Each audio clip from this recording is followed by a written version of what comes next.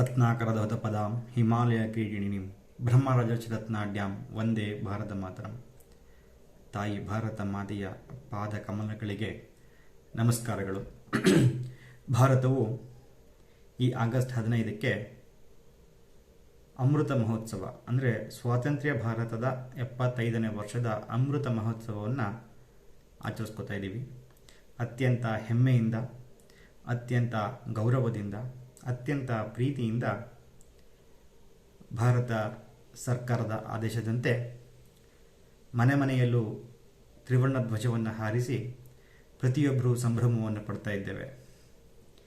ಈ ಸುಸಂದರ್ಭದಲ್ಲಿ ಭಾರತದ ಇತಿಹಾಸವನ್ನು ಪೌರಾಣಿಕವಾಗಿ ಹೇಗೆ ಭಾರತ ರೂಪುಗೊಂಡಿದೆ ಅಥವಾ ಭಾರತ ಹೇಗಾಯಿತು ಅನ್ನೋ ಒಂದು ಸಣ್ಣ ವಿವರಣೆಯನ್ನು ನಾನು ಕೊಡೋದಕ್ಕೆ ಇಚ್ಛಿಸ್ತೇನೆ. ನಾನು ಪುನೀತ್ ಜಿ, ಮೂಲತಃ ವೃತ್ತಿಯಲ್ಲಿ ಸಾಫ್ಟ್ವೇರ್ ಇಂಜಿನಿಯರ್. ಈ ಭಾರತ ಅನ್ನೋದಕ್ಕೆ ಹಲವಾರು ಉಲ್ಲೇಖಗಳು ನಮ್ಮಲ್ಲಿ ಇವೆ. ಅದು ಕೇವಲ ನಮ್ಮ ಭಾರತದ ಅಂದರೆ ರಿಪಬ್ಲಿಕ್ ಆಫ್ ಇಂಡಿಯಾ ಅಥವಾ ಸ್ವಾತಂತ್ರ್ಯದ ನಂತರ ಅಥವಾ ಇವತ್ತಿನ ನಾವು ಕರೀತಕ್ಕಂಥ ಇಂಡಿಯಾ ಅಂತ ಏನಿದೆ ಅದು ಹೆಸರು ಬಿಟ್ಟು ಭಾರತ ಅಂತ ಹೇಗಾಯಿತು, ಅದೇನಕ್ಕೆ ಭಾರತ ಅಂತ ಆಯಿತು, ಭಾರತದ ಪಾವಿತ್ರ್ಯತೆ ಎಷ್ಟು, ಇದನ್ನು ಸಣ್ಣದಾಗಿ ಹೇಳುವಂಥ ಒಂದು ಸಣ್ಣ ಪ್ರಯತ್ನವನ್ನು ಮಾಡ್ತೀನಿ. ವಾಸ್ತವಿಕವಾಗಿ ಭಾರತ ಅಂದರೆ ನಮ್ಮ ತಾಯಿ ಅಂತಲೇ ಅರ್ಥ. ಅಂದರೆ ಈ ಭೂಮಿ ನಮಗೆ ತಾಯಿ ಸಮಾನ. ನಮ್ಮ ಹಲವಾರು ಪುರಾಣಗಳಲ್ಲಿ ಭಾಗವತ ಪುರಾಣ, ವಿಷ್ಣು ಪುರಾಣ, ವಾಯು ಪುರಾಣ, ಹೀಗೆ ಹಲವಾರು ಪುರಾಣಗಳಲ್ಲಿ ಈ ದೇಶದ ಉಲ್ಲೇಖ ಇದೆ. ಅದರಲ್ಲಿ ಭಾರತ, ಭಾರತವರ್ಷ, ಜಂಬೂದ್ವೀಪ ಹೀಗೆ ಹಲವಾರು ಹೆಸರುಗಳಿಂದ ಇದನ್ನು ಉಲ್ಲೇಖಿಸ್ತಾರೆ. ಮೊಟ್ಟ ಮೊದಲಾಗಿ ನಮಗೆ ಸಿಗ್ತಕ್ಕಂಥ ಭಾಗವತ ಪುರಾಣದಲ್ಲಿ ಅಜನಾಭ ವರ್ಷ ಅಂತ ಈ ನಮ್ಮ ಪವಿತ್ರ ಭಾರತ ಭೂಮಿಗೆ ಹೆಸರನ್ನು ಕೊಟ್ಟಿದ್ದಾರೆ. ಅಜನಾಭ ವರ್ಷ ಅಂತಂದರೆ ಅದರಲ್ಲಿ ಬರ್ತಕ್ಕಂಥ ಅಜನ ಅಥವಾ ಅಜ ಅಂತಂದರೆ ಅಜನ್ಮ. ಅಜನ್ಮ ಅಂತಂದರೆ ಏನಂತಂದರೆ ವಿಷ್ಣುವಿನ ನಾಭಿಯ ಮೇಲೆ ಸ್ಥಿರವಾಗಿ ಇರ್ತಕ್ಕಂಥ ದೇಶ ಅಜನ. ನಾಭಿ ಅಜನಾಭ ವರ್ಷ. ಭಾರತ ಭಾಗವತದಲ್ಲಿ ಅಜನಾಭ ವರ್ಷ ಅಂತ ನಮಗೆ ಇದರ ಉಲ್ಲೇಖ ಸಿಗುತ್ತದೆ. ವಾಯುಪುರಾಣದಲ್ಲಿ ಈ ಭರತ ಭೂಮಿಯನ್ನು ಭೌಗೋಳಿಕವಾಗಿರ್ತಕ್ಕಂಥ ಈ ಭಾರತವನ್ನು ಹೈಮವತ ವರ್ಷ ಅಂತ ಕರೀತಾರೆ. ಈ ಎಲ್ಲ ಹೆಸರುಗಳ ಮಧ್ಯೆ ಪ್ರಖ್ಯಾತಿಯಾಗಿರ್ತಕ್ಕಂಥದ್ದು ಭಾರತ, ಭರತ ವರ್ಷ ಅಂತ. ಹಾಗಾದರೆ ಇದಕ್ಕೆ ಭಾರತ ಅಂತ ಹೇಗೆ ಕರೆಸ್ಕೊಂತು? ಈ ಭಾರತ ಅಂತ ಹೇಗೆ ಕರೆಸ್ಕೊಂತು ಅಂತ ಹೇಳೋದಕ್ಕೆ ನಮ್ಮಲ್ಲಿ ವಿಷ್ಣು ಪುರಾಣದಲ್ಲಿ ಹಲವಾರು ಉಲ್ಲೇಖಗಳಿವೆ. ಅದರಲ್ಲಿ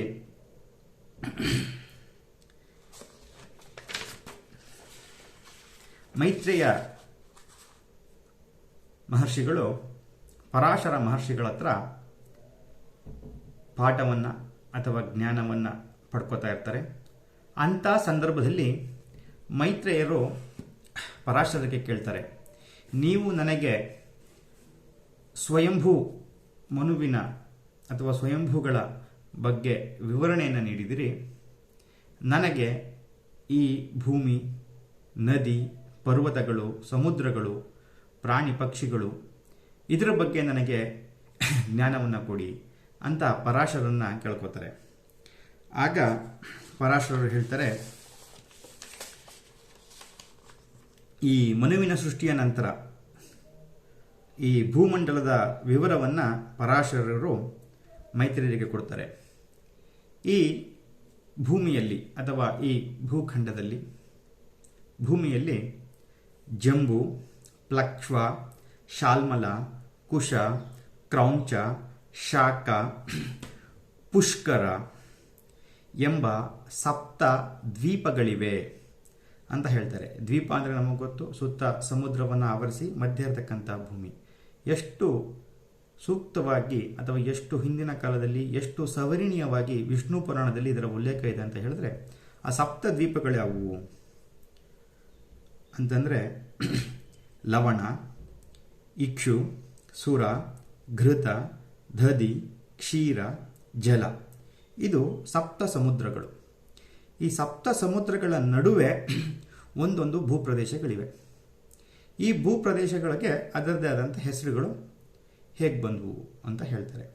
ಅವ್ರು ಹೇಳ್ತಾರೆ, ಈ ಸಪ್ತ ದ್ವೀಪಗಳ ನಡುವೆ ಇರ್ತಕ್ಕಂಥ ದ್ವೀಪದ ಹೆಸರು ಜಂಬೂ ದ್ವೀಪ. ಜಂಬೂ ದ್ವೀಪ ಇದು ಲವಣ ಮಿಶ್ರಿತ ಅಂದರೆ ಲವಣ ಸಮುದ್ರದಿಂದ ಆವೃತವಾಗಿದೆ ಅಂತ ಹೇಳ್ತಾರೆ. ಅಂದರೆ ಉಪ್ಪಿನ ಸಮುದ್ರದಿಂದ ಆವೃತವಾಗಿರ್ತಕ್ಕಂಥ ಪ್ರದೇಶ. ನಮ್ಮ ಇವತ್ತಿನ 3 ಹಿಂದೂ ಮಹಾಸಾಗರ, ಅರಬ್ಬಿ ಸಮುದ್ರ, ಬಂಗಾಳ ಕೊಲ್ಲಿ ಏನಿದೆ, ಇದು 3 ಸಾಗರಗಳು. ಮತ್ತು ಹೇಳ್ತಾರೆ, ಅದರ ನಡುವೆ ಸುವರ್ಣಮಯವಾದ ಮೇರು ಪರ್ವತವಿದೆ. ಆ ಮೇರುವಿನ ದಕ್ಷಿಣಕ್ಕೆ ಬರುವ ಮೊದಲನೆಯದೇ ಭರತ ವರ್ಷ ಅಂತ ಪರಾಶರರು ವಿಷ್ಣು ಪುರಾಣದಲ್ಲಿ ಇದರ ಉಲ್ಲೇಖವನ್ನು ಕೊಡ್ತಾರೆ. ಅಂದರೆ ಮೇರು ಪರ್ವತ ಅಂತ ಹೇಳಿದ್ರೆ ನಮ್ಮ ಇವತ್ತಿನ ಏನು ಕರಿತೀವಿ ದ ಮೌಂಟ್ ಎವರೆಸ್ಟ್, ಹಿಮಾಲಯ ಪರ್ವತಗಳು. ಆ ಹಿಮಾಲಯದ ಪರ್ವತದ ದಕ್ಷಿಣಕ್ಕೆ ಬರ್ತಕ್ಕಂಥದ್ದು ಭಾರತ ವರ್ಷ ಅಂತ ಕರೀತಾರೆ. ಸೊ ಅಲ್ಲಿಗೆ ನಮ್ಮ ಭಾರತದ ಹೆಸರು ಹೇಗೆ ಬಂತು ಅಂತಂದರೆ ಹಿಮಾಲಯದ ಅಥವಾ ಪರ್ವತಗಳ ದಕ್ಷಿಣಕ್ಕೆ ಇರ್ತಕ್ಕಂಥ ಪ್ರದೇಶವು ಭಾರತ ವರ್ಷವಾಗಿದೆ. ಈ ಭಾರತ ವರ್ಷ ಏನಿದೆ ಇದನ್ನು ಜಂಬೂದ್ವೀಪ ಅಂತಲೂ ಸಹ ಕರೀತಾರೆ. ಆಮೇಲೆ ಹೇಳ್ತಾರೆ, ಈ ಮೇರುವಿನ ದಕ್ಷಿಣಕ್ಕೆ ಮೊದಲು ಬರ್ತಕ್ಕಂಥದ್ದು ಭಾರತ ವರ್ಷ, ಆಮೇಲೆ ಕಿಂಪುರುಷ ವರ್ಷ, ಅನಂತರ ಬರ್ತಕ್ಕಂಥದ್ದು ಹರಿವರ್ಷಗಳು. ದಕ್ಷಿಣದಲ್ಲಿ 3 ಭೂಪ್ರದೇಶಗಳಿವೆ. ಒಂದು ಭಾರತ ವರ್ಷ, ಇನ್ನೊಂದು ಕಿಂಪುರುಷ ವರ್ಷ, ಮತ್ತೊಂದು ಹರಿವರ್ಷ. ಇಲ್ಲಿ ವರ್ಷಗಳು ಅಂತಂದರೆ ದೇಶಗಳು ಅಥವಾ ಪ್ರದೇಶಗಳು ಅಂತ ಅರ್ಥ. ಅಲ್ಲಿಗೆ ದಕ್ಷಿಣಕ್ಕೆ ಭಾರತ, ಕಿಂಪುರುಷ ಮತ್ತು ಹರಿ ಎಂಬ 3 ಭೂಪ್ರದೇಶಗಳಿವೆ.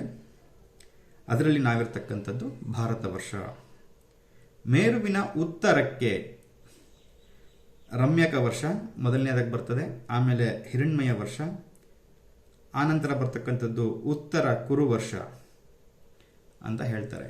ಈ ಇಷ್ಟು ವರ್ಷಗಳು ಅಂದರೆ ದೇಶಗಳು 9,000 ಯೋಜನೆಗಳಷ್ಟು ವಿಸ್ತಾರವಾಗಿದೆ ಅಂತ ಹೇಳ್ತಾರೆ.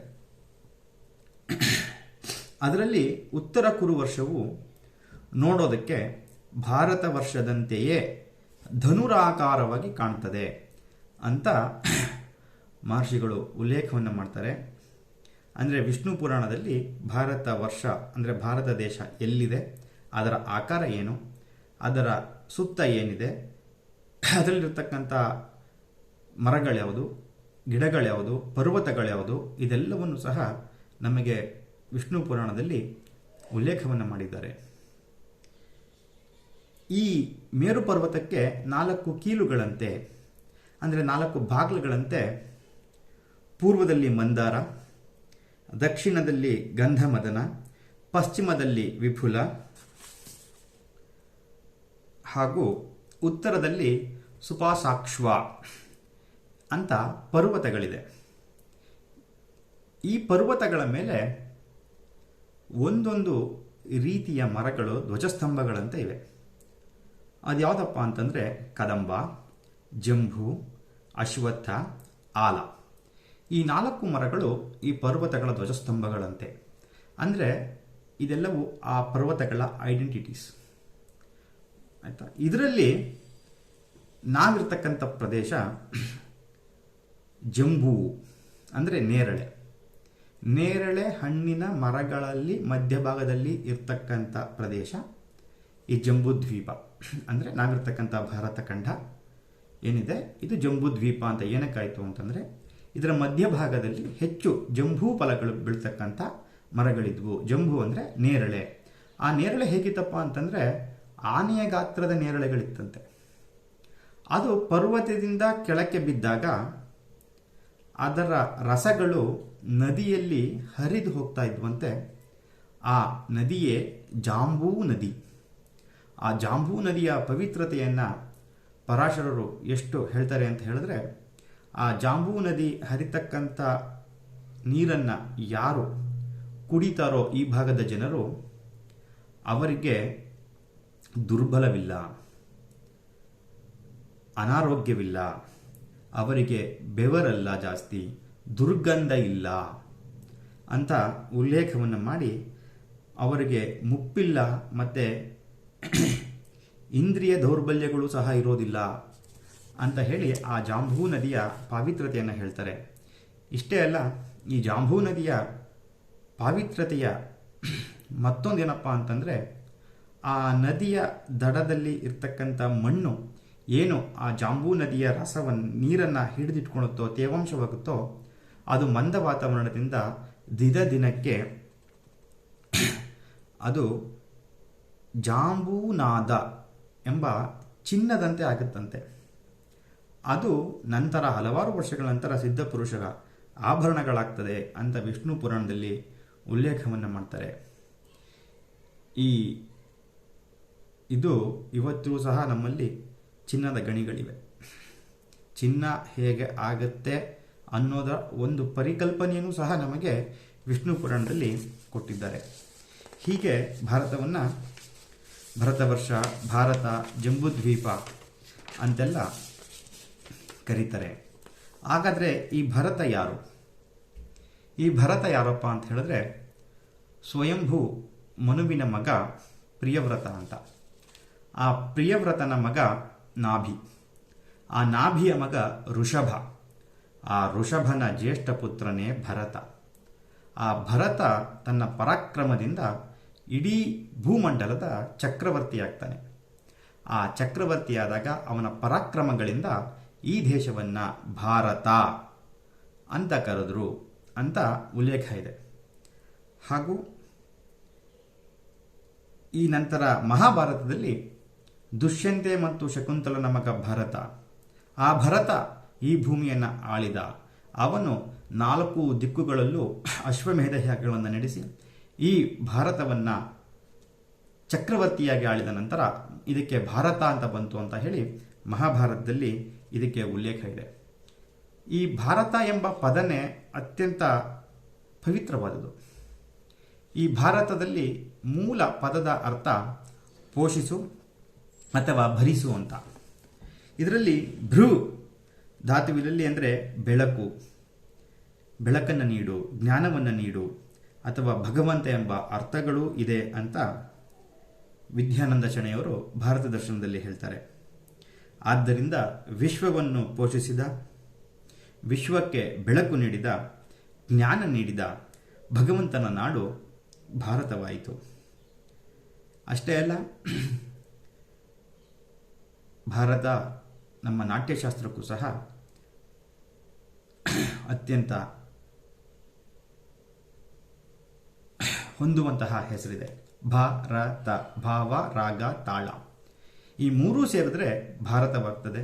ಈ ಮೂರು ಸಾಮರಸ್ಯದಲ್ಲಿದ್ದರೆ ಅದು ಸಂಗೀತವಾಗ್ತದೆ ಅಂತ ಹೇಳಿ ವಿದ್ಯಾನಂದ ಶಣೆಯರು ತಮ್ಮ ಭಾರತ ದರ್ಶನದ ಪುಸ್ತಕದಲ್ಲಿ ಅವರ ಒಂದು ಪ್ರವಚನಗಳಲ್ಲಿ ಭಾರತವನ್ನು ಅತ್ಯಂತ ಶ್ರೇಷ್ಠವಾಗಿ ಬಹಳ ವಿವರಿಸಿದ್ದಾರೆ. ಹಾಗೆ ಮುಂದೆ ಹೋದರೆ ಈ ವಿಷ್ಣು ಪುರಾಣದಲ್ಲಿ ಮತ್ತೆ ಬರ್ತದೆ ಈ ಭಾರತವನ್ನು ಹೇಗೆ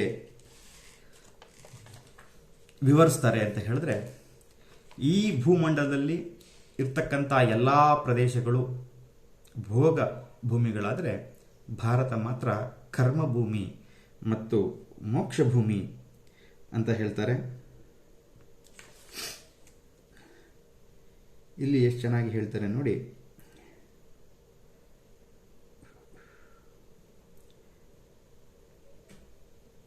ಮೈತ್ರೇಯರಿಗೆ ಹೇಳ್ತಾರೆ, ಮೈತ್ರೇಯ, ಜಂಬೂದ್ವೀಪದಲ್ಲಿಯೂ ಭಾರತ ವರ್ಷವು ಸರ್ವಶ್ರೇಷ್ಠವಾದುದು, ಏಕೆಂದರೆ ಇದು ಕರ್ಮಭೂಮಿ, ಉಳಿದವು ಭೋಗಭೂಮಿಗಳು.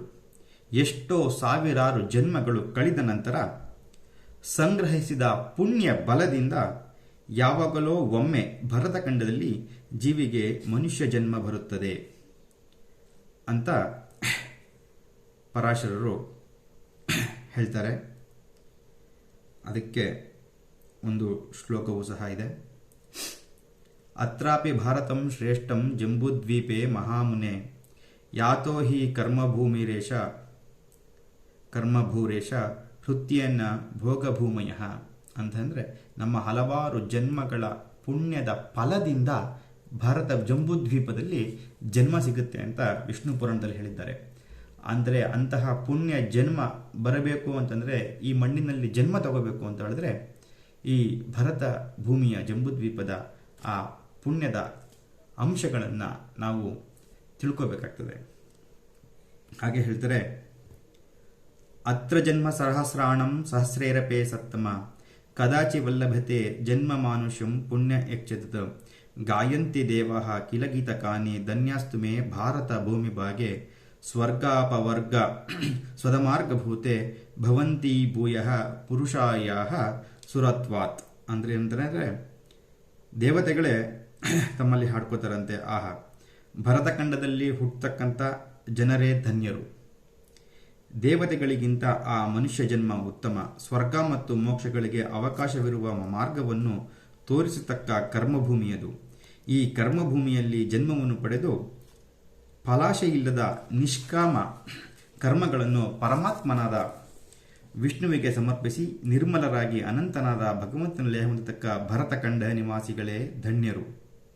ನಮಗೆ ಸ್ವರ್ಗವನ್ನು ಕೊಟ್ಟಿರುವ ಈ ಪುಣ್ಯಕರ್ಮವು ಸವೆದ ಮೇಲೆ ಮತ್ತೆ ಇಲ್ಲಿ ಹುಟ್ಟಿ ದೇಹಬಂಧನವನ್ನು ಪಡೆಯುತ್ತೇವೋ ನಮಗೆ ಗೊತ್ತಿಲ್ಲ. ಇಂದ್ರಿಯ ಶಕ್ತಿಗಳಿಂದ ಸಹಿತರಾಗಿ ಭರತಖಂಡದಲ್ಲಿ ಹುಟ್ಟಿದ ಮನುಷ್ಯರೇ ಧನ್ಯರು ಅಂತ ಹೇಳಿ ವಿಷ್ಣು ಪುರಾಣದಲ್ಲಿ ಒಂದು ಉಲ್ಲೇಖ ಇದೆ.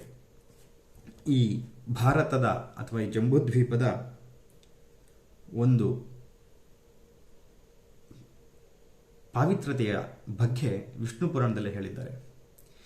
ಇವತ್ತಿನ ದಿನ ನಾವು ಭಾರತ ಅಂತ ಹೇಳೋದ್ರ ಬದಲು ಇಂಡಿಯಾ ಇಂಡಿಯಾ ಇಂಡಿಯಾ ಅಂತ ಕರಿತೀವಿ. ಆ ಇಂಡಿಯಾ ಅನ್ನೋದ್ರೊಳಗೆ ನಮ್ಮ ಈ ಭಾರತ ಅನ್ನೋ ಇರ್ತಕ್ಕಂಥ ಪ್ರೇಮ, ವಾತ್ಸಲ್ಯ, ಅಥವಾ ಇದ್ರ ಹಿಂದೆ ಇರ್ತಕ್ಕಂಥ ಪುರಾಣಗಳಲ್ಲಿ ಉಲ್ಲೇಖವಾಗಿರ್ತಕ್ಕಂಥ ಭಾರತದ ಮಹಿಮೆ, ಪಾವಿತ್ರತೆ, ಅದರ ಗುಣಗಳು, ಅದರ ನೆಲದ ಪರಾಕ್ರಮಗಳು ನಾವು ಮರ್ತೋಗ್ಬಿಡ್ತೀವಿ. ಹೀಗಾಗಿ ನಾವು ಈ ಸ್ವಾತಂತ್ರ್ಯ ಅಮೃತ ಮಹೋತ್ಸವದಲ್ಲಿ ನಾವು ಭಾರತ ಹೇಗೆ ಬಂತು, ಆ ಭಾರತವನ್ನು ನಾವು ಎಷ್ಟು ಪವಿತ್ರವಾಗಿ ಇಟ್ಕೋಬೋದು, ಆ ಭೂಮಿಯಲ್ಲಿ ಮಾಡಿರ್ತಕ್ಕಂಥ ಸಾಧನೆಗಳು ನಮಗೆ ಪ್ರೇರಣೆಯಾಗಿ ನಾವು ಇನ್ನಷ್ಟು ಕೆಲಸಗಳನ್ನು ಈ ಭೂಮಿಗೋಸ್ಕರ, ಈ ಭಾರತಕ್ಕೋಸ್ಕರ ಮಾಡಬೇಕಾಗ್ತದೆ. ಹಾಗೆ ಭಾರತವನ್ನು ಹಲವಾರು ಕಾಲಘಟ್ಟಗಳಲ್ಲಿ ಹಲವಾರು ಹೆಸರುಗಳಲ್ಲಿ ಕರೆದಿದ್ದಾರೆ. ಇದನ್ನು ಹಿಂದೂಸ್ತಾನ್ ಅಂತ, ಹಿಂದ್ ಅಂತ, ಝುಯಾಂಗ್ಝಿಂಗ್ ಅಂತ ಚೈನೀಸ್ ಮತ್ತು ಜಪಾನೀಸ್ಲಿ ಒಂದು ಕಾಲದಲ್ಲಿ, ಇಂಡೋಯಿ ಅಥವಾ ಇಂಡೋ ಅಂತ ಆರ್ಯನರ ಕಾಲದಲ್ಲಿ, ಭಾರತಂ ಅಥವಾ ಭರತ ವರ್ಷ ಅಂದರೆ 1ನೇ ಸೆಂಚುರಿಯಿಂದ 9ನೇ ಸೆಂಚುರಿ ಅಥವಾ ಲೇಟ್ 100 CE ತನಕ ವಿಷ್ಣು ಪುರಾಣಗಳಲ್ಲಿ, ಚಾಣಕ್ಯರ ಅರ್ಥಶಾಸ್ತ್ರದಲ್ಲಿ ಇದನ್ನು ಜಂಬೂದ್ವೀಪ ಅಂತ ಉಲ್ಲೇಖ ಮಾಡ್ತಾರೆ. ಮೆಗಸ್ಥ್ಯಾನ್ಸ್ನಲ್ಲಿ ಇದನ್ನು ಇಂಡಿಯಾ ಅಥವಾ ಇಂಡೇಕ್ ಅಂತ ಕರೀತಾರೆ. ಬುಕ್ಸ್ ಆಫ್ ಈಸ್ಟರ್ ಅಥವಾ ಬೈಬಲ್ನಲ್ಲಿ ಹೋಡು ಅಂತ ಕರೀತಾರೆ. ಹಾಗೂ ಇವತ್ತಿನ ನವ ಇತಿಹಾಸದಲ್ಲಿ ಇದನ್ನು ಇಂಡಿಯಾ ಅಂತ ಕರಿತೀವಿ. 1947-50ರ ನಂತರ ಇದನ್ನು ರಿಪಬ್ಲಿಕ್ ಆಫ್ ಇಂಡಿಯಾ ಅಂತ ಕರಿತೀವಿ. ಇಷ್ಟೆಲ್ಲ ಸ್ವಾತಂತ್ರ್ಯವನ್ನು ಪಡೆದ ನಂತರ ನಾವು ಸಂಭ್ರಮಿಸ್ತಾ ಇದ್ದೇವೆ, ಅಮೃತ ಮಹೋತ್ಸವವನ್ನು ಮಾಡ್ತಾ ಇದ್ದೇವೆ. ಈ ಅಮೃತ ಮಹೋತ್ಸವದ ಸಂದರ್ಭದಲ್ಲಿ ಸ್ವಾತಂತ್ರ್ಯಕ್ಕಾಗಿ ಸಾವಿರಾರು ವರ್ಷಗಳಿಂದ ಈ ಭರತ ಭೂಮಿಯ ಒಂದು ಸ್ವಾತಂತ್ರ್ಯ ಆಡಳಿತಕ್ಕಾಗಿ ನಮ್ಮೆಲ್ಲರಿಗೂ ಸ್ವಾತಂತ್ರ್ಯವನ್ನು ಕೊಟ್ಟು ನಮ್ಮ ಇಚ್ಛೆಯಂತೆ ಬದುಕಲು ಅವಕಾಶವನ್ನು ಹಲವಾರು ಮಹನೀಯರು ತ್ಯಾಗಗಳನ್ನು ಮಾಡಿ, ತ್ಯಾಗ ಅಂತ ಹೇಳಿದ್ರೆ ಕೇವಲ ಹಣಕಾಸು ವಿಚಾರವಲ್ಲ, ತಮ್ಮ ದೇಹ, ರಕ್ತ, ಮನೆ, ಮಠ ಎಲ್ಲವನ್ನೂ ಕಳೆದು ಭಾರತಕ್ಕೋಸ್ಕರ ಹೋರಾಡಿ ನಮಗೆ ಸ್ವಾತಂತ್ರ್ಯವನ್ನು ತಂದುಕೊಟ್ಟಿದ್ದಾರೆ. ಯುವಜನರು ಈ ಸ್ವಾತಂತ್ರ್ಯದ ಬೆಲೆಯನ್ನು ಅರ್ಥ ಮಾಡಿಕೊಂಡು ಭಾರತದ ಇತಿಹಾಸವನ್ನು, ಭಾರತದ ಪೌರಾಣಿಕ ಇತಿಹಾಸವನ್ನು ಅತ್ಯಂತ ಗಂಭೀರವಾಗಿ ತಿಳಿದುಕೊಂಡು ಭಾರತದ ಶ್ರೇಷ್ಠತೆಗೆ, ಸರ್ವತೆಗೆ ಮತ್ತು ಏಕತೆಗೆ ಸದಾಕಾಲ ಸಿದ್ಧರಾಗಿ ಭಾರತವನ್ನು ಮತ್ತಷ್ಟು ಶಕ್ತರಾಗಿ ನಾವು ಬೆಳೆಸಬೇಕಾಗಿದೆ. ಎಲ್ಲರಿಗೂ ಈ ಸ್ವತಂತ್ರ ಭಾರತದ ಅಮೃತ ಮಹೋತ್ಸವದ ಶುಭಾಶಯಗಳು. ಧನ್ಯವಾದಗಳು.